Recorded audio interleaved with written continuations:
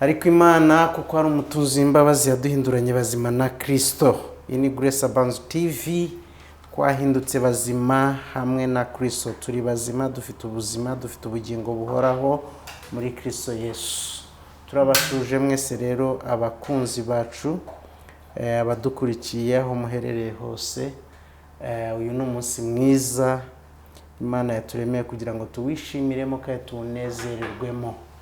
Murimo murabibona neza kuri screen zanyu, turi kumwe n'umusore muto, niwe mutumirwa wacu uyu munsi ugiye kutuganiriza. Amahoro. Turi twese. Turakwakiriye kuri Grace Abanzu TV. Murakoze. Uyu munsi rero ni wowe ugiye kutuganiriza ijambo ry'Imana. Wabanza ukibwira abantu badukurikiye? Nitwa Nziza, nkaba ndi umusore ugikura. Umusore ugikura? Ndakiga, ndi muri segonderi ya 4 ngiye kujya mu ya 5. Uyu munsi nkaba naje kubaganiriza ku ijambo ry'Imana. Haleluya. Umusore ugikura witwa Nziza niwe mutumirwa wacu. Umusore ugikura afite imyaka nk'ingahe? Afite imyaka 16, 15 aho ngaho. Okay. Ubwo renji imyaka ya Nziza mwayumvise, ni karibu cyane rero tubane nawe. Imana iduhana umugisha. Banze mbibutse ko duterwa inkunga na Fine Builders Limited, ni company y'ubwubatsi. Uzayisanga hano i Remera, opposite na BK Arena. Ibintu byose ushaka bigendanye n'ubwubatsi bazabigufasha: kubaka, gukora amapla cyangwa design, gukurikirana ibyangombwa byo kubaka, kugura no kugurisha. Ibyo bintu byose n'ibindi byose bijyanye n'ubwubatsi bagane, bazagufasha. Nimero yabo uraza kubibona muri screen. Nziza, uyu munsi ugiye kutuganira ku ijambo ry'Imana nk'uko wari umaze kubivuga. Tuguhitiremo icyo tuganiriza cyangwa hari ikintu wumva runaka wumva watuganirizaho? Uyu munsi rero ndumva baganirize ku kwizera. Ku kwizera? Ugiye kutuganiriza ku kwizera? Kwizera, okay. Tangira utuganize ku kwizera. Rero kwizera nk'uko twese tubizi, kwizera niko gutuma ibyo dusengera bibaho. Ariko abantu bakibaza, ese ko nizeye kandi ibyo nasengeye bikaba bitashurijwe? Rero ibi ngibi kwizera ntago ariko konyine ugomba kugira. Nk'uko Yesu yabivuze, niyo waba ufite kwizera kungana n'akabuto ka sinapi, ubwo bivuze kwizera guke cyane, apfa kuba ugufite ibyo urimo usengera byasubizwa. Ahubwo ko kwizera kwawe iyo utangiye kuburizwamo n'iby'isi, iyo utangiye gutekereza wenda ndarya gute, ese ibi bintu birashoboka, wenda ugatekereza ngo na cya gihe narasenze ariko ntibyabaye. Ibyo byose iyo utangiye kubitekereza biburizamo uko kwizera wari ufite. Rero kugira ngo udatezwa ikibazo n'iby'isi, ni uko warushaho gusoma ijambo ry'Imana buri munsi, niyo yaba ari iminota 30, 20, nayo nta kibazo. Bituma urushaho kumenya Imana, ukabona ibitangaza byinshi Imana yakoze, ukarushaho gukuraho ibibazo by'isi biburizamo kwizera kwawe. Rero iyo bigenze gutyo nibwo utangira gusubizwa ibyo wasengeye byose bigasubizwa. Aha, Nziza, urimo uravuga ngo ntago ari ukwizera gusa umuntu akwiriye kugira, hari ibindi bintu umuntu akwiriye kongeraho. Numvise uvuze gusoma ijambo ry'Imana no kudahanga amaso iby'isi. Nibyo nakumvise neza? Iby'isi tudakwiriye guhanga amaso ni ibihe? Urabona ku isi abantu baba bashaka kubona nk'ikintu, baba bashaka kubereka ko ikintu gishoboka. Urabona mu bintu bya siyanse nta muntu n'umwe wemera ko isi yaremwe, ahubwo baba bashaka kuremarema ibintu bitabayeho. Ariko iyo Imana ikubwiye ko ariyo yaremye, ijambo ry'Imana rikubwiye ko ari Imana yaremye isi, ukabyizera uba wizeye ibyabaye, ntugashakishe cyane ibintu bigomba kuba byarabaye, nk'uko Yesu yabwiye Tomasi aramubwira ngo hahirwa abizera batabonye ikintu na kimwe. Rero iyo wumvishe ikintu ukacyizera, ukizera ko Imana igukunda, icyo ukeneye cyonyine ari ukwizera, ukabyumva ukabyizera, nibyo bituma icyo wasengera cyose gisubizwa. aha wari uvuze ngo umuntu agasoma ijambo ry'Imana kareka guhanga amaso iby'isi. Ubwo no gusoma ijambo ry'Imana ubwabyo twakwibaza ngo arasoma hehe, mu kihe gitabo? Wari uvuze ngo iminota nka 20, kubera iki iminota 20? Iminota 20 impamvu mbivuze, mu munsi w'umuntu aba afite ibintu byinshi yakora, ariko mu munsi wose ufite amasaha 24, nta kuntu umuntu yabura iminota 20 cyangwa irenzeho, yashaka akageza n'isaha akayirenza. 20 ni minimum? Ni nka minimum. Ugomba gusoma ijambo ry'Imana ukabana nayo. Rero numva ariyo mpamvu abantu bakoresha iminota 20 wenda kuzamuka, kugira ngo barusheho kubana n'Imana, baburizemo iby'isi, barusheho kumenya Imana, bizere Imana kurushaho, maze amasengesho yabo asubizwe. Ariko iby'isi urimo kuvuga, rimwe na rimwe ntiyumva ko kubirenza amaso bigoye? Umuntu afite ideni n'urugero, hanyuma urashaka ngo ntatekereze ku by'isi, kandi hari umuntu urimo kumwishyuza, arimo kumutelefona, uwo muntu umugira inama ki n'ubundi akomeza asoma ijambo tu? Nk'uko nabivuze, ibyo ni bimwe mu by'isi.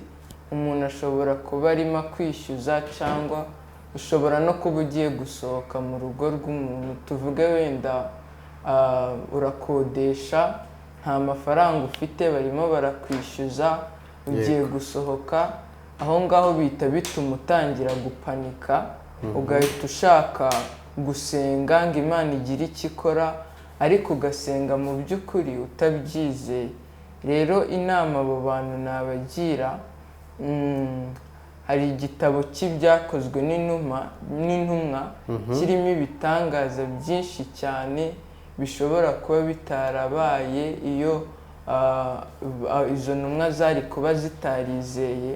Rero hari ibitabo wasoma birimo ibitangaza byinshi nka Luka, ibyo byakozwe n'intumwa, n'ibindi bitabo birimo Yesu n'intumwa ze byose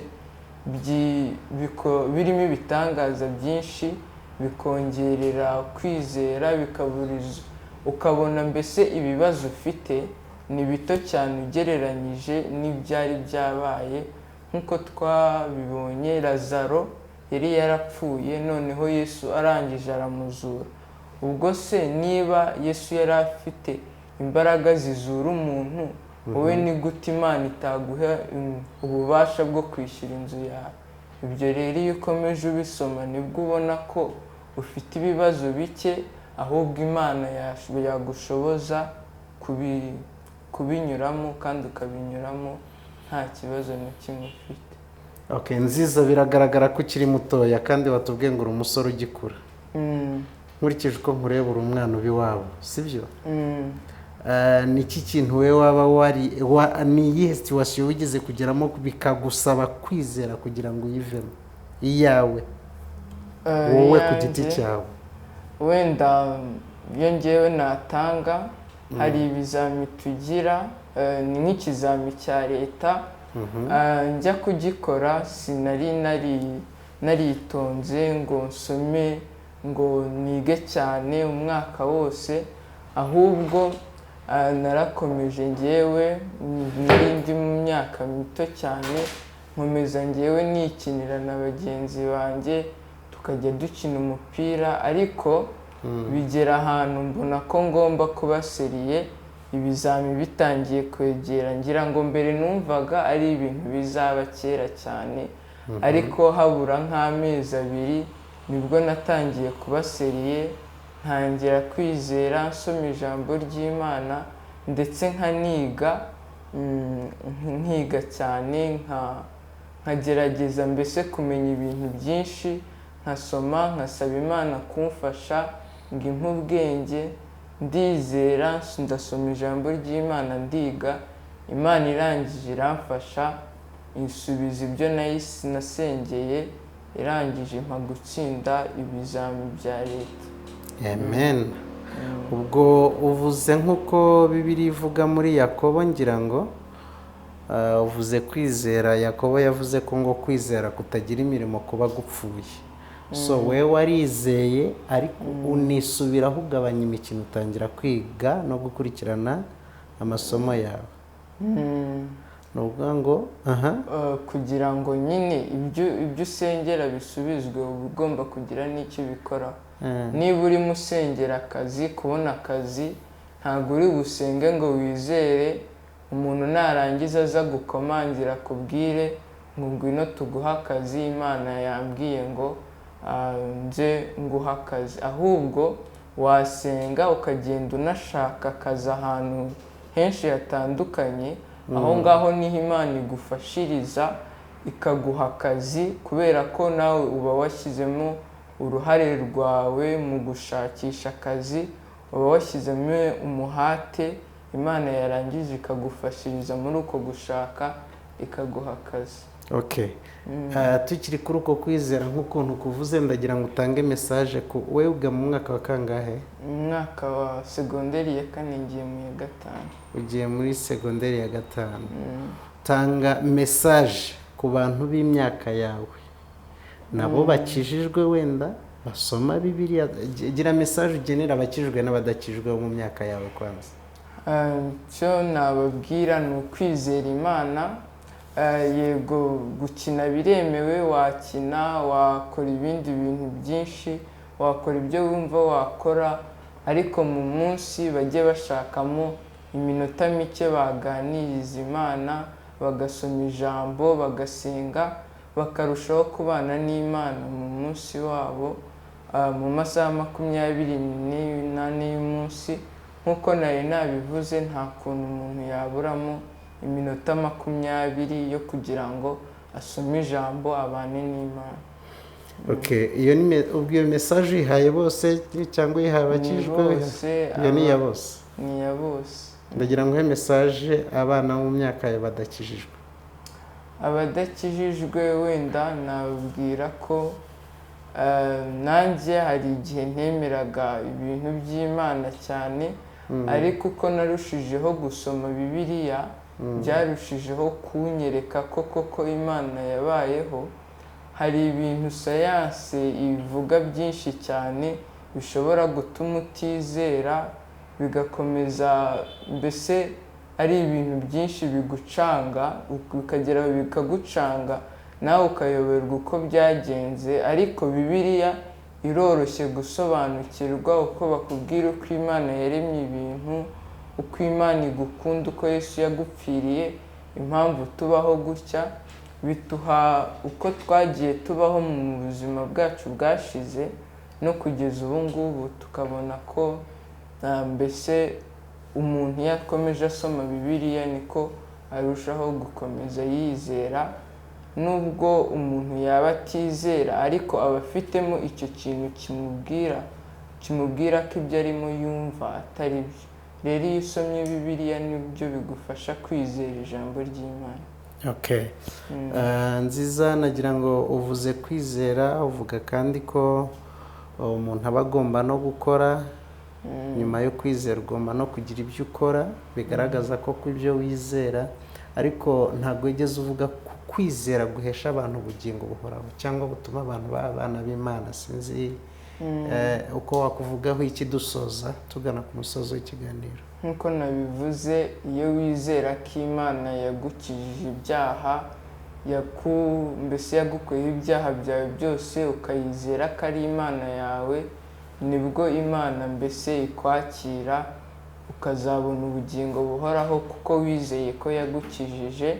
Abantu bashobora kuba batarayizeye ariko bagakurikiza amategeko y'Imana, bagatamba ibitambo aho bikwiriye, mbese bakigengesera kudacumura. Ariko iyo wizeye ko Imana yagukijije ibyaha byawe byose, ukaba warabaye umwere mu maso y'Imana, nibyo biguhesha ubugingo buhoraho.